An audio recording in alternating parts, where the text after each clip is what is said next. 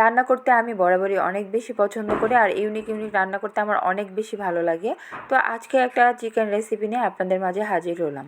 তো দেখেই বুঝতেছেন চিকেনের কালারটা কীরকম হয়েছে। চলুন তাহলে এবার প্রস্তুত প্রণালী কীভাবে আমি করেছি সেটা আপনাদের সঙ্গে শেয়ার করি। তো আমি প্রথমে এখানে চিকেনটা ভালোভাবে ধুয়ে টুয়ে নিয়েছিলাম, শুধুমাত্র লবণ দিয়ে আমি ভেজে নিচ্ছি। তো এখানে আমি অনেকটা পরিমাণ ভেজে নিয়েছিলাম। আমি হুট করে আর কি পরে প্ল্যান করলাম যে আপনাদের সঙ্গে শেয়ার করি, কেন জানি মনে হচ্ছে এটা খেতে অনেক বেশি মজার হয়ে যাবে।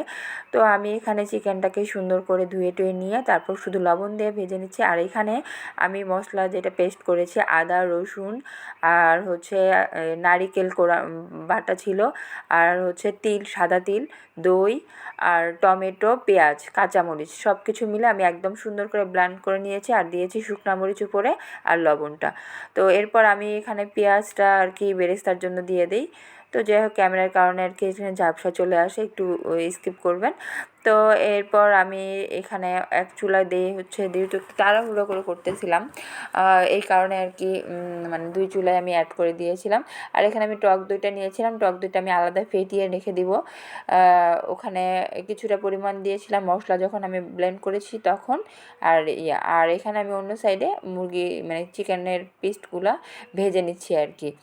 তো দেখতেই পাচ্ছেন খুব সাবধানতা অবলম্বন করতে হবে। আমার অনেকটা পরিমাণে আগুন একবার জ্বলে উঠেছে, আমি তখন ক্যামেরা অফ ছিল তাই দেখানো যায়নি। তো এই আর কি রান্না করতেছিলাম।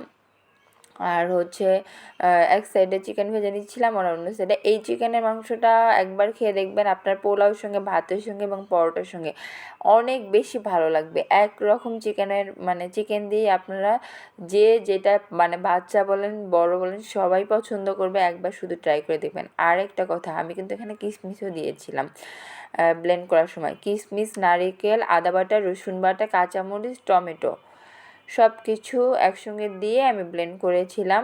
আর ছোটো এলাচ মানে যেটাকে বলি আপনার সাদা এলাচ, সেটা। তো দেখতেই পাচ্ছেন আমার বেরেস্তাটা মোটামুটি হয়ে গেছে। আমি এটা সম্পূর্ণটাই উঠাবো না, অর্ধেকটাই উঠিয়ে রাখবো, আর এর মধ্যে দিয়ে দেবো আমার সেই ব্লেন্ড করা মশলাটা।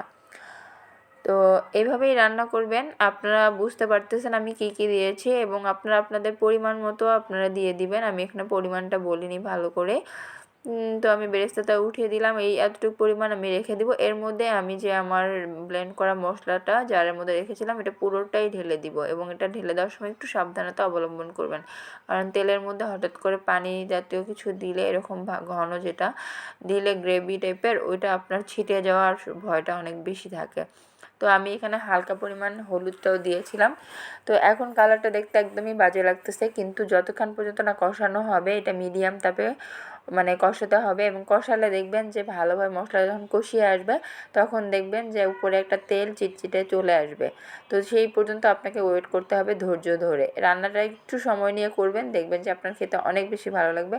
আর বেরেস্তাটা আমি মানে একটু ঠান্ডা ছেড়েছি, আমি হাত দিয়ে এগুলোকে ছাড়িয়ে নিচ্ছি, একটার সঙ্গে আরেকটা লেগে আছে। তো দেখেই কালারটা এত ভালো লাগতেছে, আর বেরেস্তা খেতে সবারই ভালো লাগে, আমার অনেকটা মানে ভালো লাগে আর কি। তো এই আর কি আমার মশলাটা কষানোর জন্য আমি ওয়েট করতেছিলাম। দেখতেই পাচ্ছেন মশলাটা আমার অনেকটা কষানো হয়ে গেছে, আর তেলটা উপরে ভেসে উঠে গেছে। আপনারা চাইলে লাস্টের দিকে ঘিও দিতে পারেন, কিন্তু আমি ঘি অ্যাড করেছিলাম কিন্তু লাস্টে, কিন্তু আমি সেটা আর কি দেখাইনি আমার ভিডিওতে আর কি। অনেকটা আসলে তাড়াহুড়োর মধ্যে আর কি ভিডিওটা করানো হয়েছে। দেখতেই পাচ্ছেন আমার পুরো মশলাটা শুকিয়ে এসেছে, এই একদম নিচে লাগানোর মতোই অবস্থা। তো এই পর্যায়ে আপনি গরম পানি ফুটিয়ে রেখে দিবেন, সেই পানিটা দিয়ে দিবেন। আগে মুরগির মাংসটা দিয়ে দিবেন, তারপরে পানি দিয়ে দিবেন সামান্য পরিমাণ, এটা কষানোর জন্য। আর আমি এখানে নিয়েছি লাল মুরগি, যেটা মানে আমরা পাকিস্তানি মুরগি বলে, আর ঢাকা শহরে এটাকেই বলে দেশি মুরগি, যেটা আমাদের বাসায় চাষ করা হয় সেটা না, এটা হচ্ছে চাষের দেশিটা। তো এটার আমি বড়টা নিয়েছিলাম যাতে এটা ভেঙে না যায়, আর এটা জুসি থাকে ভিতরটা অনেকটা পরিমাণ। খেতে বিশ্বাস করেন এটা একবার আপনারা যদি ট্রাই করে দেখেন আপনার নিজেরাই মুখে লেগে থাকবে এবং বলবেন যে আপু আপনার রান্নাটা জোস হয়েছে। যদিও আমি পুরোটা খুব সুন্দরভাবে আপনাদেরকে মেজারমেন্ট করে দেখাতে পারিনি। তো আমি যারা পাকা রাঁধুনি বা যারা রান্নার একটু আসেন তারা ঠিকই বুঝতে পারবেন। তো এটা আমি ঝোলের পানিটা দিয়েছিলাম, এরপর আমি বেরেস্তাটা দিয়ে দিব একদম লাস্ট পর্যায়ে। দেখতে পাচ্ছেন কালারটা আস্তে আস্তে সুন্দর আসতেছে, বেরেস্তা দেওয়ার পর আরও সুন্দর একটা কালার চলে আসবে এবং খুব সুন্দর একটা ফ্লেভার চলে আসবে। তো এখন আমি এখানে অনেকটা পরিমাণ বেরেস্তা দিয়ে দিব, প্রায় 1 কাপের মতোই আর কি, 1 কাপের মতোই আমি রেখেছিলাম।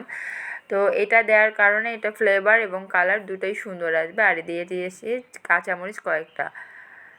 তো আমি আরও 5 মিনিট ঢেকে রাখবো। 5 মিনিট পরে আপনাদেরকে ফাইনাল লুকটা দেখিয়ে দিচ্ছি, দেখে বুঝতেছেন কতটা সুন্দর হয়েছে। ভালো লাগলে অবশ্যই লাইক কমেন্ট শেয়ার দিয়ে পাশে থাকবেন। সবাই সুস্থ থাকবেন, আর যারা এখনও পর্যন্ত ফলো দেন একটা ফলো দিবেন। ভালো থাকবেন, আল্লাহ হাফেজ, টাটা, বাই বাই।